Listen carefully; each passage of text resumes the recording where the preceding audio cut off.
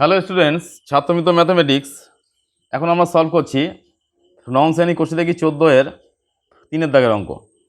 অঙ্কটা হচ্ছে সাহান একটি আয়তক্ষেত্র এবিসিডি এঁকেছে, যার এবি সমান 4 সেমি, বিসি সমান 6 সেমি। এই ক্ষেত্রফল বিশিষ্ট একটি ত্রিভুজ অঙ্কন করতে হবে। তার মানে চতুর্ভুজটির সমান ক্ষেত্রফল বিশিষ্ট একটা ত্রিভুজ অঙ্কন করতে হবে। কি করতে হবে? এই যে চতুর্ভুজটা আছে, এই মানে আয়তক্ষেত্রের সমান ক্ষেত্রফল বিশিষ্ট একটি ত্রিভুজ অঙ্কন করতে হবে।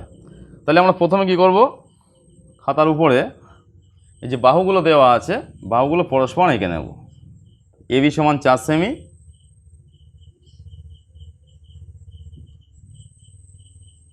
সেমি, এবং বিসি সমান 6 সেমি, পরস্পর আমরা অঙ্কন করে নেব। এটা আছে এবি, নাম দিয়ে দেবে সাথে সাথে 4 সেমি।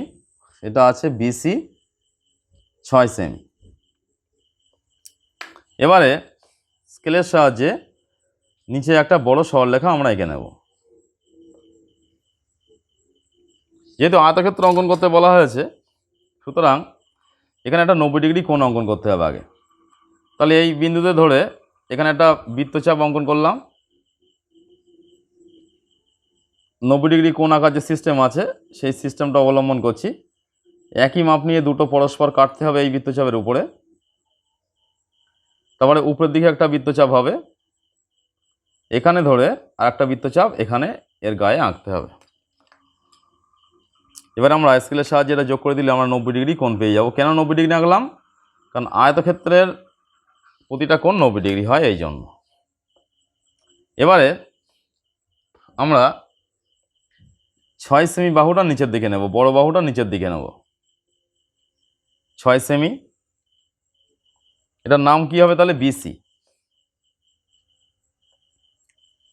এবার এখান থেকে 4 সেমি কেটে নেব,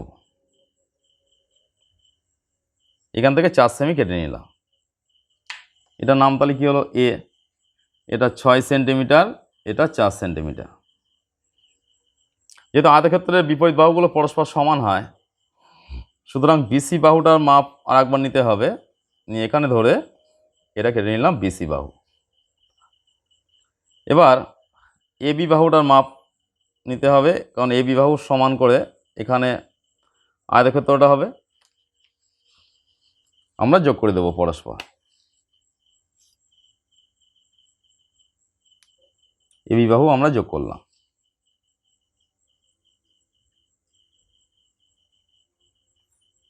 তাহলে আমরা আয়তক্ষেত্রটা অঙ্কন করলাম। এটা 6 সেমি, এটাও হিসাব অনুযায়ী 6 সেমি, এটা 4 সেমি হলে এটাও 4 সেমি হবে। এবার আমাদের এই আয়তক্ষেত্রের সমান ক্ষেত্রফল বিশিষ্ট একটা ত্রিভুজ অঙ্কন করতে হবে। তাহলে আমরা এসি কর্ণটা যোগ করে নেব। নিয়ে এই কর্ণের সমান্তরাল অঙ্কন করব ডি বিন্দু থেকে। ডি বিন্দু থেকে কর্ণের সমান্তরাল অঙ্কন করব। তাহলে এসি কর্ণের সমান্তরাল অঙ্কন করব ডি বিন্দু থেকে। কীভাবে? যার সমান্তরাল হবে তার মাপটা নিতে হবে।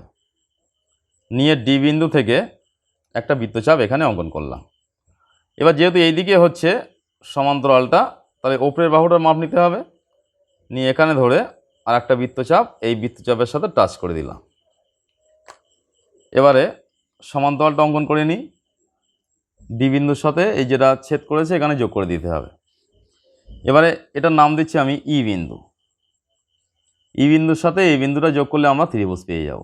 একদম সিম্পল প্রসেসে কিন্তু বিষয়টা শিখিয়ে দিচ্ছি। এই তাহলে কি হলো?